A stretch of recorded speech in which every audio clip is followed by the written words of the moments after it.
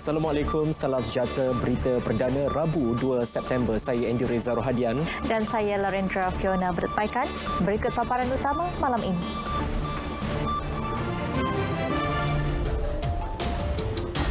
Kajian buktikan majoriti rakyat berpuas hati dengan prestasi Perdana Menteri. Permohonan rayuan bantuan sara hidup 2020 dibuka sehingga 6 September.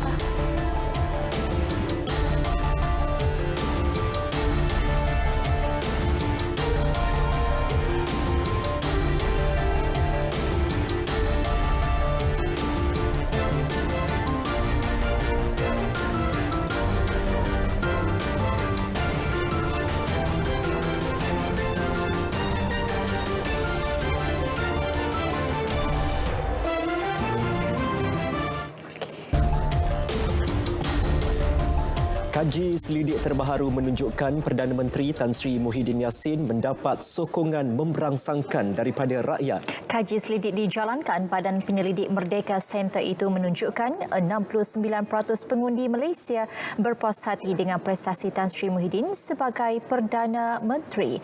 Menurut kajian melibatkan 3,415 responden itu, 9 daripada 10 orang Melayu dan Bumiputera dari Sabah dan Sarawak menyatakan rasa puas hati mereka, manakala 65% responden kaum India dan 33% responden dari kaum Cina memberikan maklum balas positif terhadap prestasi Tan Sri Muhyiddin. Tahap sokongan itu meningkat dan kini berada dalam zon selesa selepas beliau memegang jawatan tersebut sejak Mac lalu. Maklum balas positif turut diterima Kerajaan Persekutuan apabila 58% pengundi berpuas hati dengan prestasi Perikatan Nasional. Kajian tersebut juga menunjukkan jurang pendapatan memainkan peranan penting dalam menentukan tahap kepuas hati mereka terhadap kerajaan.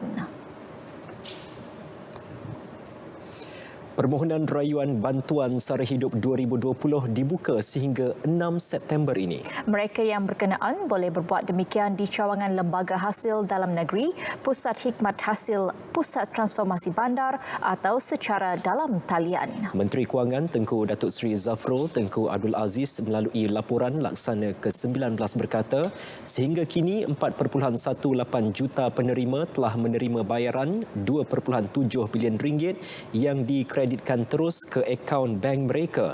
Penerima BSH yang bayaran tidak dapat disalurkan ke dalam akaun bank boleh menuntut secara tunai di mana-mana cawangan Bank Simpanan Nasional BSN sehingga 31 Disember depan. Sementara itu, nilai moratorium barayan balik pinjaman institusi kewangan dianggarkan berjumlah 78.14 bilion ringgit setakat 21 Ogos lalu. Daripada jumlah itu, 27.35 bilion ringgit dimanfaatkan oleh sektor perniagaan, manakala 50.79 bilion ringgit lagi oleh rakyat. Menurut Tengku Datuk Seri Zafrul, bagi mereka yang masih memerlukan lanjutan moratorium dan bantuan bank bersasar selepas 30 September, institusi perbankan bersedia untuk membantu peminjam.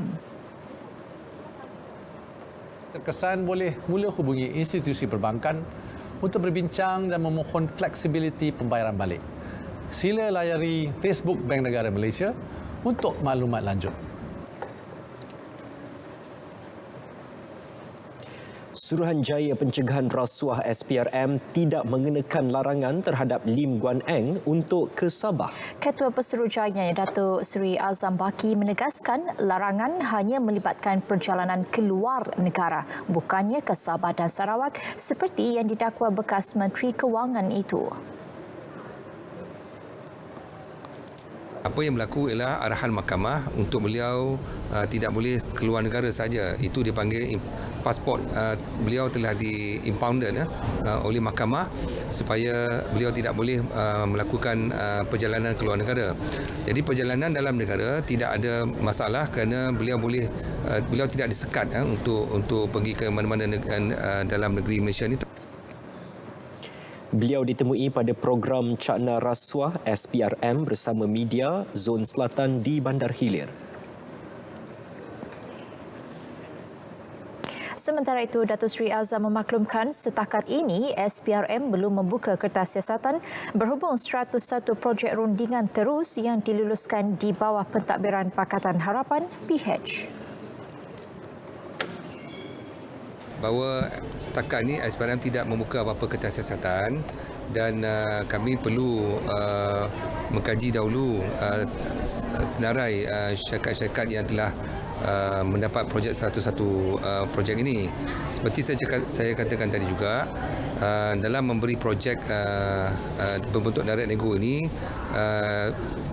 generally dia dibenarkan di bawah dipanggil treasury interaction ataupun arahan pembendaraan. Jadi buat masa ini kita tidak boleh lagi mengklasifikasikan mana-mana pemberian projek itu sebagai melakukan satu kesalahan rasuah. Pada 24 Ogos lalu, Menteri Kewangan Tengku Datuk Seri Zafrul Tengku Abdul Aziz di Dewan Rakyat mendedahkan bahawa pentadbiran negara ketika diterajui PH meluluskan 101 projek atau perolehan kerajaan bernilai 6.61 bilion ringgit secara rundingan terus. Baik, kita beralih ke perkembangan terkini COVID-19. Sehingga 12 tengah hari tadi, 6 kes baru dilaporkan menjadikan jumlah kes positif COVID-19 di Malaysia sebanyak 9,360 kes. Manakala 4 kes telah pulih menjadikan kumulatif kes pulih sebanyak 9,079 kes. Daripada 6 kes baru, 4 daripadanya kes import yang telah mendapat jangkitan di luar negara melibatkan bukan warga negara. Mereka dari Indonesia melibatkan 3 kes di Kuala Lumpur dan Syria melibatkan 1 kes juga di ibu negara. Manakala 2 kes tempatan, 1 di Selangor dari kluster MV Glen dan 1 kes saringan di Pahang yang berlaku di tempat kerja. Terdapat 4 kes positif yang sedang dirawat di unit rawatan rapi. 3 daripadanya memerlukan bantuan pernafasan.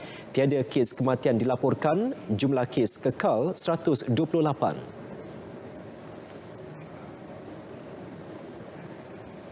Dan saudara, berikut status terkini COVID-19 dalam negara diikuti data kes positif harian mengikut negeri-negeri.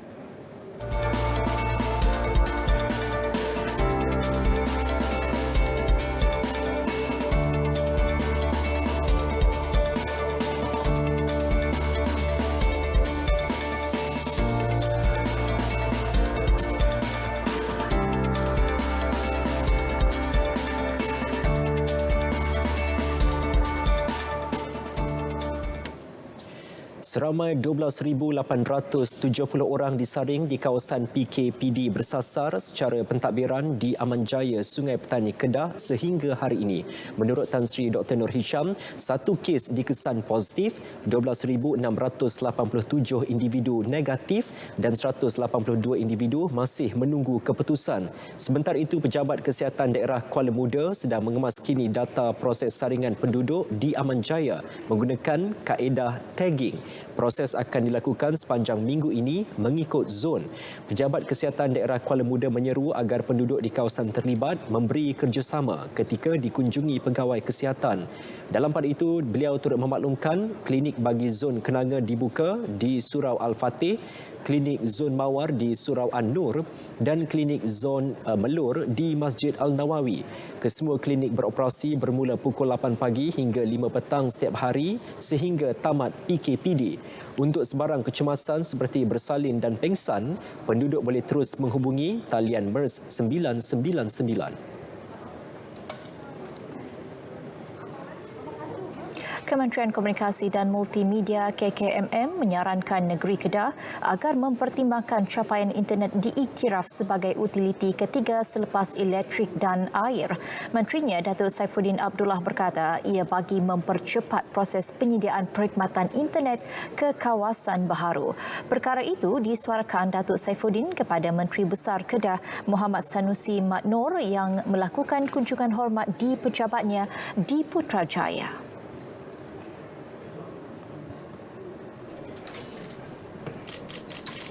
Kalau kita ambil contoh sebuah kawasan perumahan, dia masuk saja, dia beli rumah, air dengan api dah siap.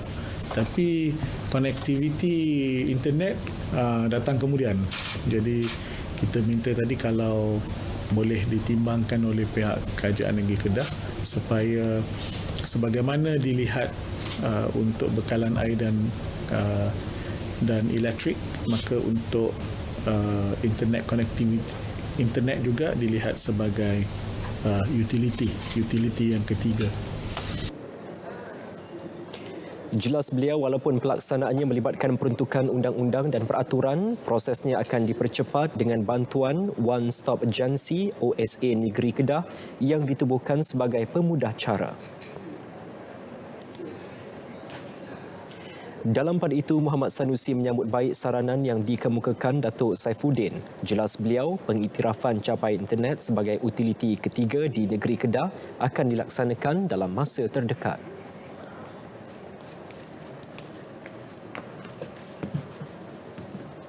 Kalau Kedah memulakan proses ini, Kedah akan jadi negeri pertama di Malaysia ini untuk melaksanakan langkah ini.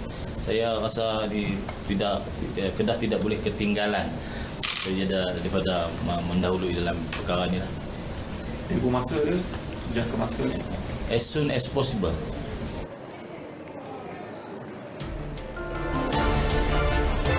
Geng Samuan warga Myanmar lumpuh.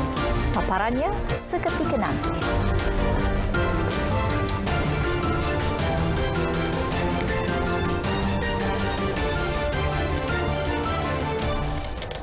Bersatu Teguh bercerai roboh. 16 September merupakan tarikh keramat terbentuknya Persekutuan Malaysia hasil gabungan Persekutuan Tanah Melayu, Sabah dan Sarawak. Menjangkau 57 tahun usia penyatuannya membuktikan perpaduan seluruh rakyat berbilang bangsa. Wartawan Fabian William menyelami penghayatan masyarakat mengenai erti sebenar sambutan Hari Malaysia.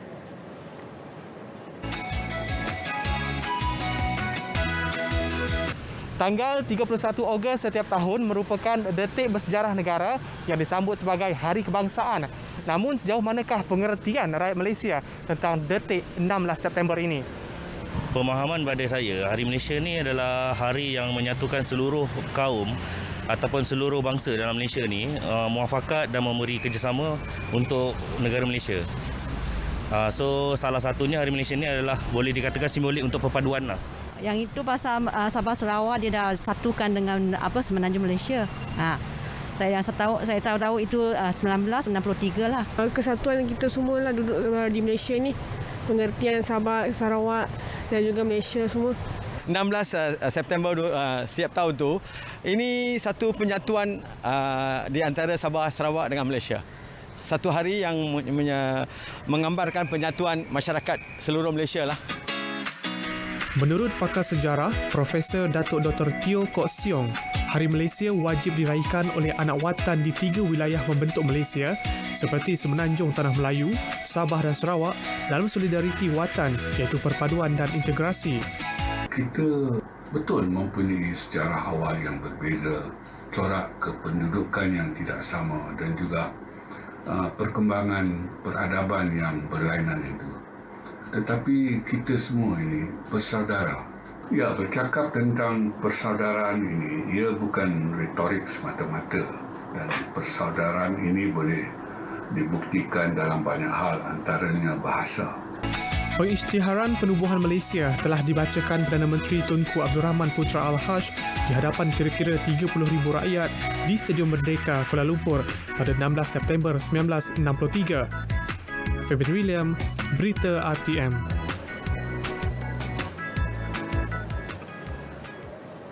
Seorang anggota tentera antara 5 lelaki yang ditahan polis kerana disyaki mengedar dadah jenis ganja di sekitar Lembah Klang sejak 6 bulan lalu. Kesemua suspek dicekup di kawasan letak kereta dekat sebuah pasar raya di Kelana Jaya, Selangor 27 Ogos lalu. Timbalan Ketua Jabatan Siasatan Jenayah Narkotik Selangor, Superintendent Abdul Latif Abdul Rahman berkata, dalam serbuan itu 2 buah kotak mengandungi 30 ketulan ganja mampat dianggarkan bernilai RM75,000 dirampas. Sindiket dadah jenis ganja ini telah beroperasi lebih kurang 6 bulan. Dadah jenis ganja atau cannabis ini anggaran berat 30 kg boleh dibekalkan kepada 60,000 penagih ganja dalam masa sehari dengan mengambil kira penggunaan sebanyak 0.5 gram sehari. Kesemua suspek berusia 24 tahun hingga 32 tahun direman seminggu.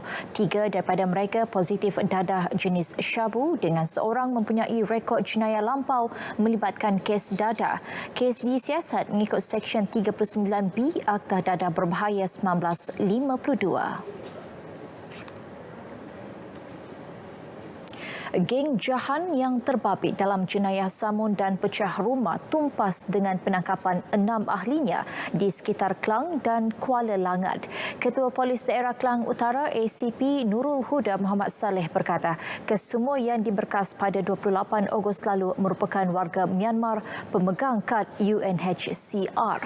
Melalui beberapa serbuan yang dijalankan, pelbagai barangan curi ditemukan termasuk jam tangan, barang kemas dan mata wang asing dengan nilai keseluruhan RM150,000.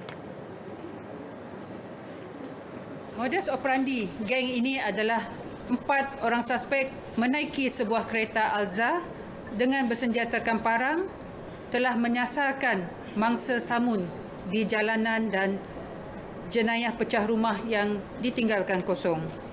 Dengan tertangkapnya 6 ahli kumpulan ini, setakat ini pihak polis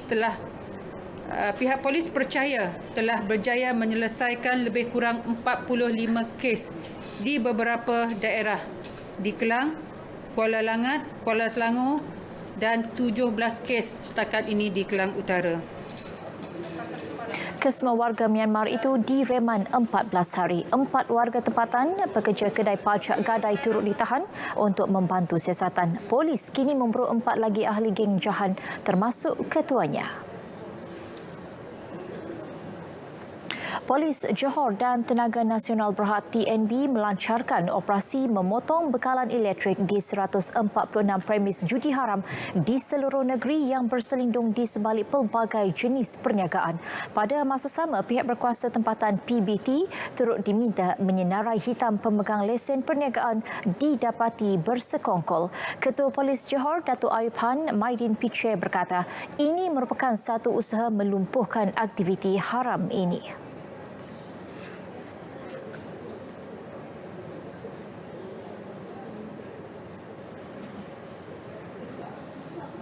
Ada yang ketiga kali pun ada kita tangkap, kita serbu menjalankan aktiviti penjudian tapi masih lagi membuat pemasangan.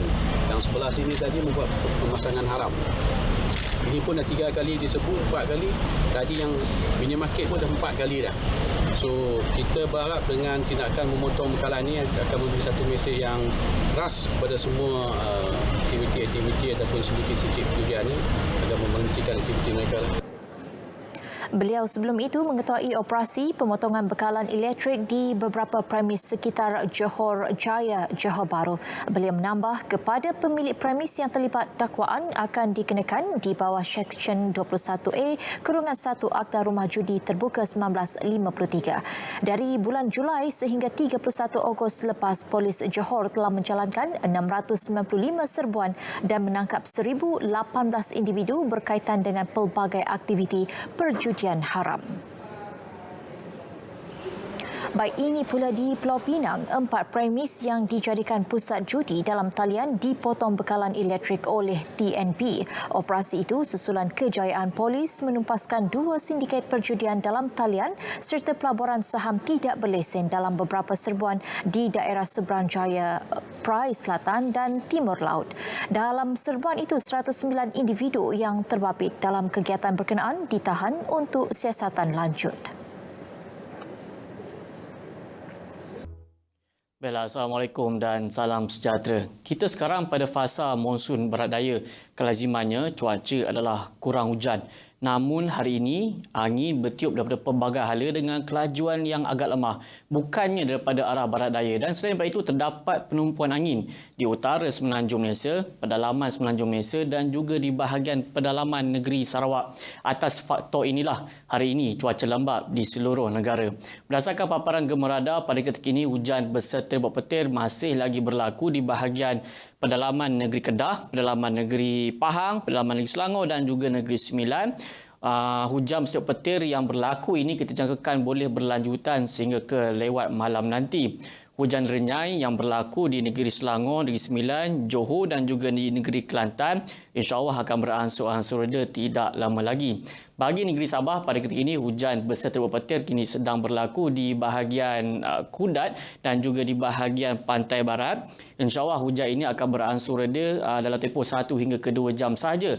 Memandangkan hujan ini akan bergerak keluar ke kawasan perairan. Di negeri Sarawak pula hujan berserta petir lebih tertumpu di bahagian tengah di negeri Sarawak dan hujan ini kita jangkakan boleh berlanjutan sehingga ke lewat malam nanti. Hujan yang berlaku di bahagian Miri dan Limbang pula, hujan ini akan beransur reda apabila ianya bergerak keluar memasuki ke kawasan perairan dan harus diingatkan apabila hujan ini memasuki ke kawasan perairan ianya adalah berbahaya kepada bot-bot kecil serta sukan dan rekreasi laut. Menjelang ke pagi esok di Semenanjung Malaysia insya-Allah di hujan renyai dan juga keadaan mendung akan berlaku di kawasan pesisir pantai melibatkan pantai barat Semenanjung Malaysia, melibatkan pesisir pantai negeri Perak, negeri Selangor, Negeri Sembilan, Melaka dan juga di bahagian barat di negeri Johor. Di negeri-negeri lain insya-Allah tiada hujan akan berlaku. Baiklah pemirsa, kita lihat ramalan cuaca bagi bandar-bandar utama di seluruh Malaysia. Sekian pada Map Malaysia, saya Wan Hafiz. Assalamualaikum dan salam sejahtera.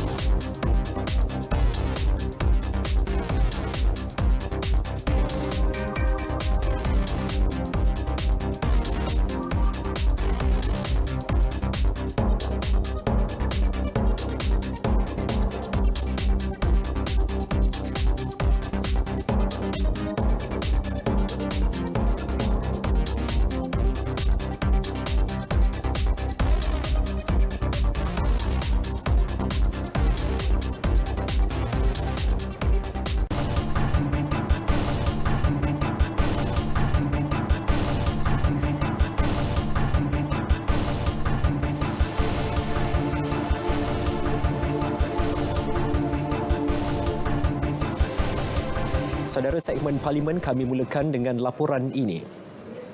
Tan Sri Dr. Rais Yatim dipilih sebagai Yang di-Pertua Dewan Negara baharu selepas proses pemilihan melalui undian oleh ahli Dewan Negara. Selain Tan Sri Dr. Rais, nama lain yang turut dicadangkan adalah Senator Muhammad Yusmadi Muhammad Yusof. Proses pemilihan yang dikendalikan oleh Timbalan Yang di-Pertua Dewan Negara, Datuk Seri Abdul Halim Abdul Samad, menyaksikan Tan Sri Dr. Rais menerima 45 undian, manakala Senator Muhammad Yusmadi 19 undian. Selepas proses pemilihan tamat, Tan Sri Dr. Rais mengangkat sumpah sebagai Yang di-Pertua Dewan Negara. Dalam ucapan aluannya, beliau menzahirkan ucapan terima kasih kepada Perdana Menteri Tan Sri Muhyiddin Yassin yang telah mencalonkan beliau untuk jawatan tersebut. Kepakaran yang ditentukan oleh perlembagaan ini kita hormati, dan setiap kita yang mempunyai latar belakang yang mewakili profesionalisme ini dicerminkan dalam perbahasan kita. Marilah kita cari kepakaran-kepakaran itu di kalangan kita. Kita pupukkan supaya anggota Senat dihormati dan mempunyai stamp ataupun mauduk tertinggi dalam penilaian. Tan Sri Dr. Rais dilantik sebagai Ahli Dewan Negara pada 16 Jun lalu. Sebelum ini, beliau pernah memegang beberapa jawatan penting dalam negara, antaranya sebagai Menteri Besar Negeri Sembilan pada tahun 1978 hingga 1982, Menteri Kebudayaan, Kesenian dan Warisan dari 2004 hingga 2008 dan Menteri Luar Negeri dari 2008 hingga 2009.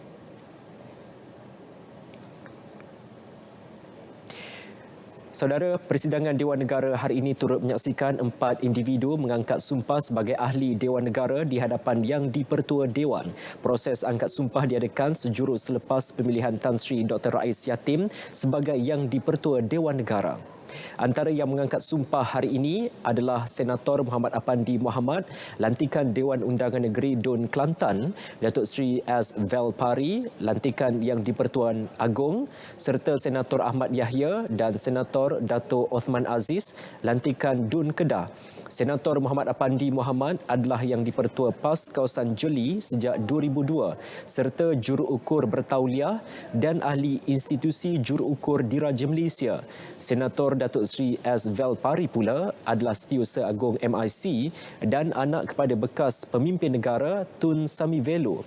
Manakala Senator Ahmad Yahya merupakan bekas ahli Dewan Undangan Negeri Adun Alur Mengkudu Kedah dan merupakan pesuruh jaya PAS Kedah dan Yang di-Pertua PAS kawasan Alur Star. Senator Dato' Othman Aziz pula yang berasal dari Kedah merupakan bekas ahli Parlimen Jerlun dan bekas Menteri Kewangan.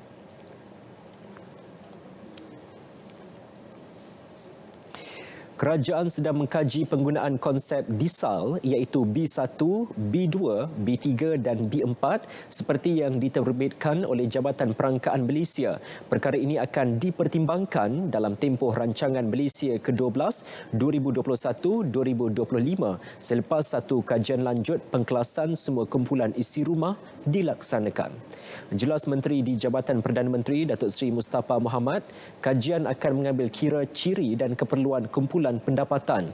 Usaha ini dijangka akan membantu kerajaan mengenal pasti kumpulan sasar khusus mengikut keperluan sebenar kumpulan pendapatan masing-masing, seterusnya meningkatkan kesejahteraan rakyat. Kerajaan pada masa ini belum lagi berhasrat untuk mengubah klasifikasi. Yang umat mahu supaya B40, M40, T20 ditukar kepada B20, M60 dan T20. Apapun angka-angka, kita ada angka-angka, B20 ialah RM3,170 sebulan satu isi rumah. M60 untuk yang hormat RM3,170 hingga RM10,970 sebulan satu isi rumah, dan T20 ialah RM10,970 ke atas.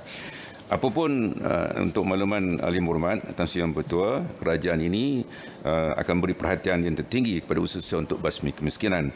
Tumpuan akan diberikan kepada khususnya apa yang dipanggil B1, iaitu kumpulan berpendapatan kurang RM2,500 sebulan satu isi rumah. Terima kasih Tan Sri Yang Pertua.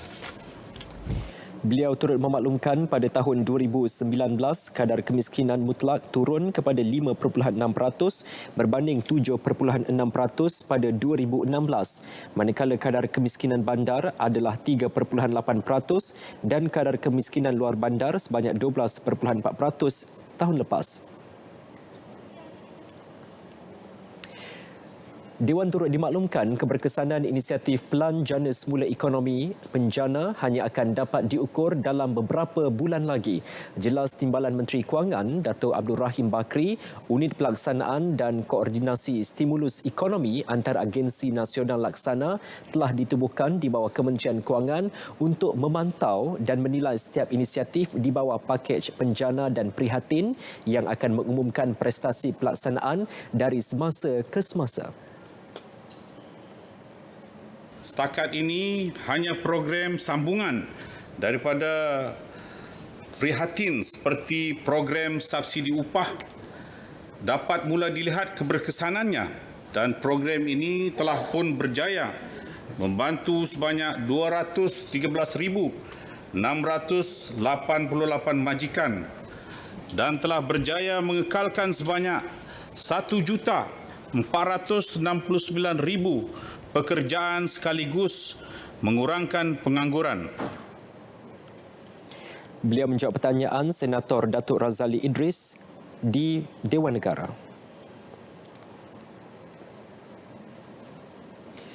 Saudara, aktiviti e-dagang dan aktiviti yang menyokong ekosistem pendigitalan seperti kurier dan logistik serta ekonomi gig menunjukkan peningkatan dan lebih rancak sepanjang tempoh negara dilanda COVID-19.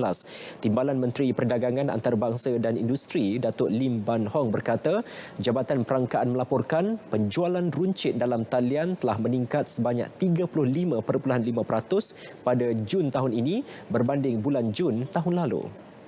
Melalui Pelan Strategik E-Dagang Kebangsaan pula, sebanyak 79,274 perusahaan kecil dan sederhana PKS dilaporkan telah memanfaatkan platform e-dagang dalam tempoh 6 bulan pertama tahun ini, melebihi sasaran tahunan seramai 50,000 PKS. Kita juga lihat program e-trade yang ditawarkan oleh Matrix, sebuah agensi di bawah Kementerian Perdagangan Antarabangsa dan Industri, telah banyak membantu usahawan memulakan perniagaan ekspor atas talian. Dan dalam tempoh 6 bulan pertama tahun ini, sebanyak 3,358 syarikat telah mendapat faedah daripada program tersebut, di mana ia telah melebihi sasaran yang telah ditetapkan. Dan antara pasaran baru yang berjaya ditembusi adalah Amerika Syarikat, Jepun, Arab Saudi, India, Mauritius, Panama, China dan lain-lain pasaran di dunia. Beliau menjawab pertanyaan Senator Muhammad Zahid Mat Arif.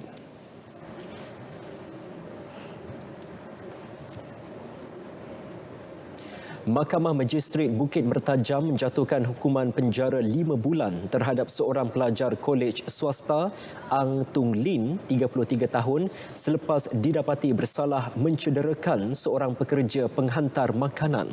Hukuman dijatuhkan Hakim Ahzal Faris Ahmad, tertuduh didakwa di bawah Seksyen 322 Kanun Keseksaan yang memperuntukkan hukuman penjara sehingga setahun atau denda sehingga RM2,000 atau kedua-duanya. Ang Tun Lin turut menghadapi 2 pertuduhan baharu di mahkamah sama. Pertuduhan pertama di bawah Seksyen 504 Kanun Keseksaan disebabkan perbuatan tertuduh mengaibkan mangsa sehingga menimbulkan kemarahan individu tersebut. Jika sabit kesalahan, boleh dihukum penjara sehingga 2 tahun atau denda atau kedua-duanya sekali. Manakala bagi pertuduhan kedua di bawah Seksyen 186 Kanun Keseksaan kerana menghalang tugas seorang pegawai polis dalam menjalankan fungsi awamnya, jika sabit kesalahan, boleh dihukum penjara sehingga 2 tahun atau didenda sehingga RM10,000 atau kedua-duanya. Tertuduh mengaku tidak bersalah atas kedua-dua pertuduhan.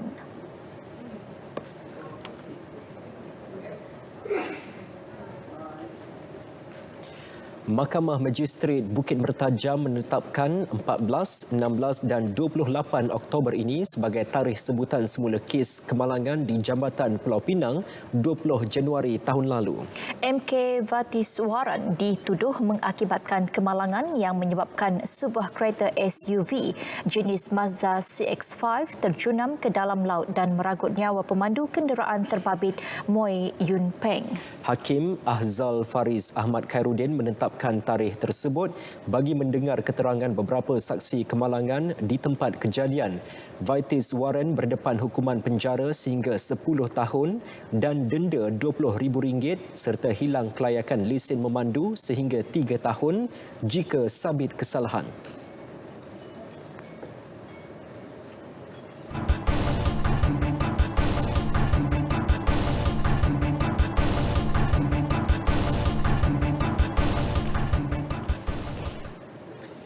Bersua kembali. Pembangunan sektor ekonomi melalui platform e-dagang yang dilaksana melalui pakej prihatin dan penjana berupaya meningkatkan ekonomi negara. Timbalan Menteri Komunikasi dan Multimedia Datuk Zahidi Zainul Abidin berkata komitmen kerajaan dengan kerjasama rakyat dalam menangani COVID-19 juga berjaya meyakinkan pelabur asing.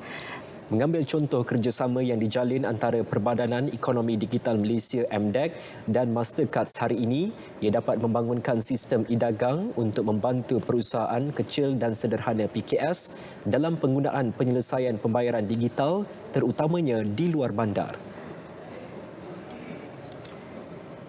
di mana bukan saja kita bantu dari segi prihatin menjelang, tetapi dari segi pengetahuan digital yang usahakan oleh MDEC dan juga pihak swasta seperti Maskat ni adalah cukup penting untuk kita tingkatkan lagi penggunaan peningkatan ekonomi kita daripada cashless, maknanya daripada penggunaan digital, pengetahuan digital dalam bidang keuangan. Beliau ditemui pada majlis menandatangani memorandum bersefahaman MOU antara Perbadanan Ekonomi Digital Malaysia MDEC dan Mastercards di Cyberjaya. Affin Bank merekodkan peningkatan lebih 25% jumlah transaksi e-dagang tahun ke tahun dalam tempoh 6 bulan lepas. Ini menjadikan jumlah transaksi digital pelanggannya menghampiri 50%, lebih tinggi berbanding peratusan keseluruhan pasaran sekitar 40%. Jelas Presiden dan Ketua Pegawai Eksekutif Kumpulan Affin Bank Wan Razli Abdullah Wan Ali, peningkatan didorong sentimen pengguna menghadkan transaksi tunai sepanjang tempoh Perintah Kawalan Pergerakan. Kebanyakan transaksi dalam talian juga menunjukkan jumlah pengguna yang tinggi di bawah usia 35 tahun. Trend itu mendorong Affin Bank memperkenalkan Affin Duo, produk Dui Kad Kredit khusus untuk golongan muda.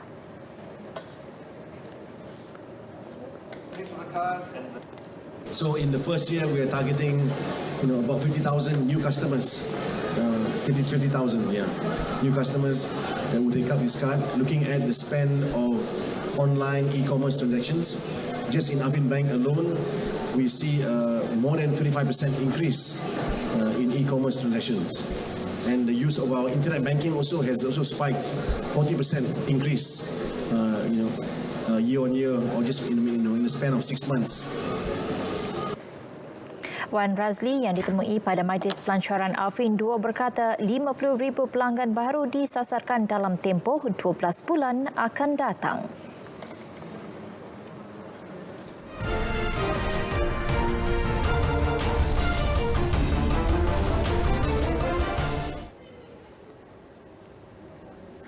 Terima kasih kerana terus setia bersama dengan kami di dalam segmen sukan. Kita mulakan dengan perkembangan bola sepak. Presiden Persatuan Bola Sepak Malaysia FAM, Datuk Hamidin Mohamad Amin hari ini menghadap Sultan Selangor, Sultan Sharafuddin Idris Shah di Istana Bukit Kayangan, Shah Alam. Sultan Sharafuddin Idris Shah berkenan menyantuni kunjungan hormat Datuk Hamidin yang menyembah maklum perihal isu semasa bola sepak negara, termasuk proses penswastaan dan pemisahan Persatuan FA kepada Kelab FC. Kunjungan hormat berkenaan turut membincangkan peta hala 7F30 yang dilancarkan 31 Oktober 2018 dan perancangan membina ibu pejabat baharu FAM serta pusat latihan kebangsaan moden di Putrajaya. Datuk Hamidin turut mengambil kesempatan memaklumkan impak COVID-19 terhadap industri bola sepak negara selain persiapan skuad kebangsaan menghadapi kelayakan Piala Dunia 2022 dan Piala Asia 2023 yang ditangguhkan tahun depan susulan pandemik berkenaan. Turut menjadi topik perbincangan ialah usaha-usaha melaksanakan program pembangunan akar umbi di Selangor yang selaras dengan piagam Super Rimau FAM. Akademi Bola Sepak Selangor iaitu FS Soccer Schools baru-baru ini dianugerahkan ahli mas piagam Super Rimau FAM. Mengiringi Datuk Hamidin ialah Setiausaha Agung FAM Stuart Ramalingam dan Ketua Pegawai Eksekutif MFL Datuk Ebigani Hassan. Beralih ke sukan badminton. Menjelang aksi final Piala Thomas dan Uber yang akan berlangsung di Aarhus, Denmark 3 hingga 11 Oktober depan, pengarah Kejurulatihan Persatuan Badminton Malaysia BEM, Wong Chun Han berharap Persekutuan Badminton Dunia BWF dan Badminton Denmark akan meningkatkan prosedur operasi standard SOP mereka susulan penularan wabak COVID-19. Chung Han berkata BEM memandang serius perkara ini dalam memastikan keselamatan pemain dan pegawai yang mengambil bahagian dalam kejohanan yang berprestij itu. I think we are looking at how we can be more isolated in the hotels and also the source of food supply, how we can stabilize that so that we can really minimize our exposure lah. Chung Han turut menyatakan langkah pencegahan di negara Denmark agak berbeza daripada apa yang dilakukan di sini.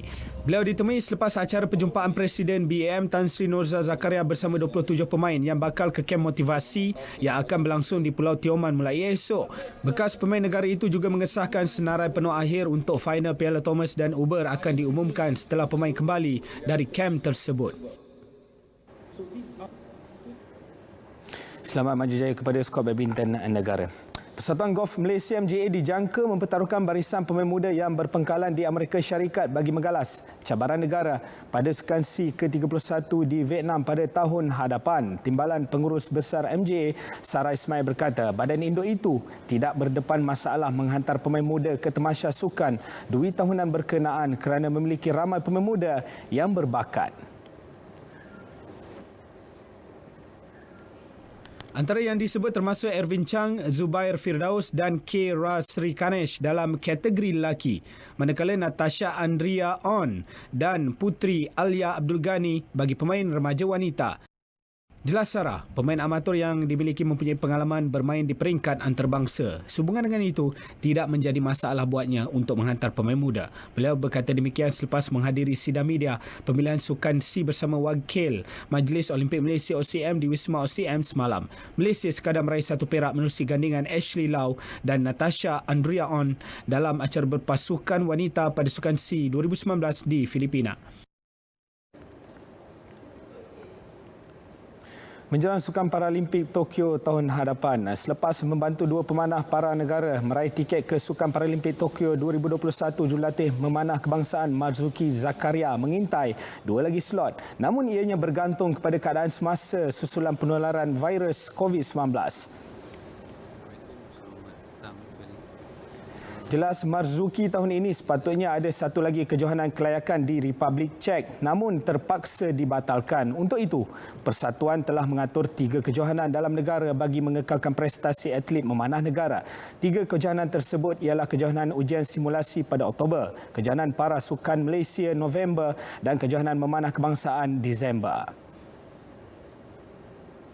Maknanya kita ada terbuka untuk wanita, dua-dua kategori, compound atau recurve, dan juga acara mixed team, lelaki recurve pun ada. Jadi masih lagi terbuka. Kita tidak bergantung kepada satu. Kita harap ada lagi mungkin satu orang recurve pun boleh layak, ataupun satu lagi compound boleh layak, ataupun compound wanita juga kita harap layak. Itu kita cuba usahalah. Dua pemanah negara S. Suresh dan Wiro Julian sudah pun menempah tiket ke Jepun. S. Suresh meraih slot secara merit selepas berjaya berlangkah ke final acara recurve individu lelaki pada kejohanan memanah para dunia 2019 di Belanda Jun tahun lalu.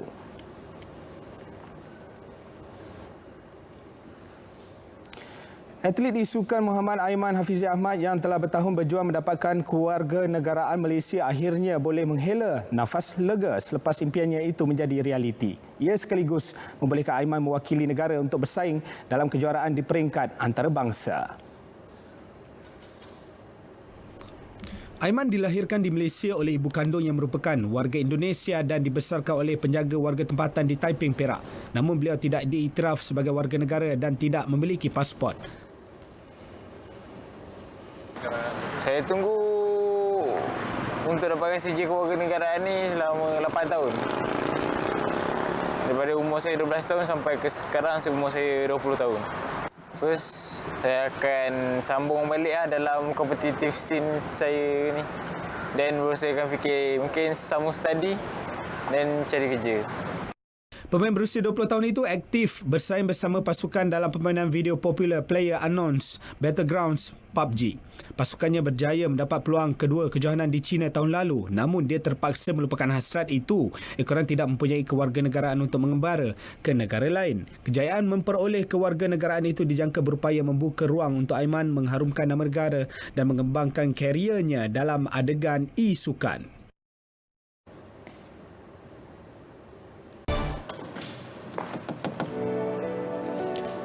Seekor ular masuk mulut seorang wanita ketika dia sedang tidur di halaman rumahnya di Levashi, Rusia.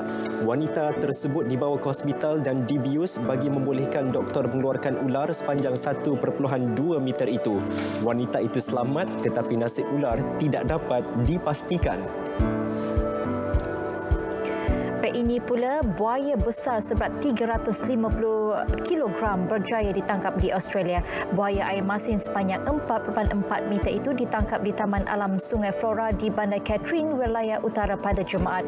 Ranger John Burke berkata buaya itu yang terbesar ditangkap tahun ini.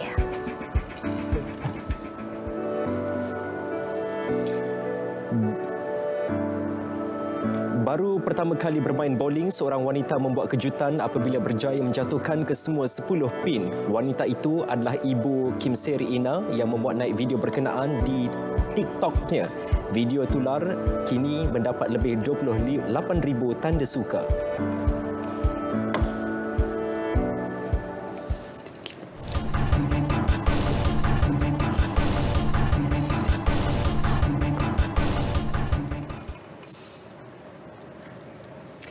Saudara, tidak dinafikan ramai penggiat seni terkesan akibat pandemik COVID-19 termasuk kurangnya jemputan nyanyian.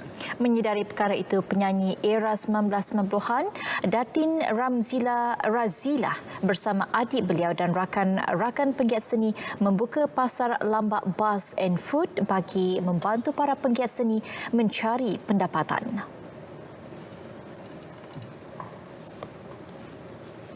Kami menyediakan stall flea market di belakang sana tadi. Kalau you boleh nampak, kita adakan celebrity stalls. So di mana artis-artis yang meniaga dia punya produk dia flea market kat luar lah. So I hope kalau dapat good respon, kalau boleh kita nak kekalkan. Datin Ramzila juga penyanyi secara percuma seminggu sekali di Pasar Lambak Bars and Food East Garden Boulevard, One City, USJ 25 bagi menarik pengunjung mengunjungi tempat ini sambil membantu golongan penggiat seni. Selain dari main muzik untuk cari makan, kita nak adakan satu tempat yang pemuzik boleh berniaga sambil main muzik. Kehadiran penyanyi yang popular dengan lagu Gemilang Cinta ini dihargai ramai peminat yang hadir ke acara ini. Memang pernah meminati Datin Ramzila dulu sebab dia penyanyi rock balada zaman-zaman saya rasa dalam awal 90-an macam tu kan. So dengarlah sebab suara dia memang susah nak cari. Pernah menyertai pertandingan Voice of Asia dan album terakhirnya berjudul Mencari Cahaya, kini aktif menjalankan kerja kebajikan. Benar keikhlasan, bersabarlah pada cinta, pada cinta.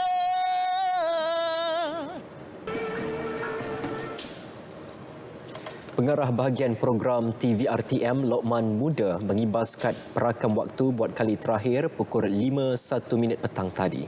Beliau bersara wajib mengenai esok setelah berkhidmat selama 33 tahun di Jabatan Penyiaran. Saya dipinjamkan ke NHK Jepun pada tahun 1995 hingga 1999 selama 4 tahun. So itu juga merupakan satu pengalaman yang bermanfaat bagi saya dan sebahagian besar ilmu yang saya perolehi di sana telah saya laksanakan di RTM. Walaupun saya masuk ke RTM dengan kebiasaan lama dan saya mengundurkan diri dengan kebiasaan baru, namun segalanya berjalan dengan lancar dan terima kasih kepada pihak kerajaan, RTM dan seluruh warga RTM di atas kerjasama yang telah diberikan sama saya berada di RTM. Beliau memulakan kerjaya di RTM pada 3 Februari 1987 dan pernah bertugas di beberapa stesen negeri, antaranya Langkawi dan Terengganu sebelum kembali berkhidmat di Angkasa Puri. Sementara itu, Timbalan Ketua Pengarah Penyiaran Strategik Datuk Saidatu Akmal Hassan berkata, ciri-ciri seorang pemimpin yang berkaliber dengan sifat tenang menangani masalah dan cabaran menjadi kualiti terbaik yang patut dicontohi seluruh warga RTM. Panjang tempoh 33 tahun, dia telah menampilkan satu bentuk kepimpinan yang dikatakan sangat mesra orangnya, sangat penyabar, sangat cool dan tenang, sesuatu yang sangat-sangat diperlukan ya dalam kita berkhidmat di RTM di mana kita sentiasa bergerak pantas. Jadi kita memerlukan seorang yang boleh mengimbangi ya gerakan pantas dan untuk menjadi seorang yang boleh menenangkan keadaan ya apabila kita dalam keadaan yang agak stres. Jadi kemungkinan kita akan mengalami perkara-perkara yang di luar jangkaan. Jadi kita ada seseorang yang kita boleh orang kata rujuk ya.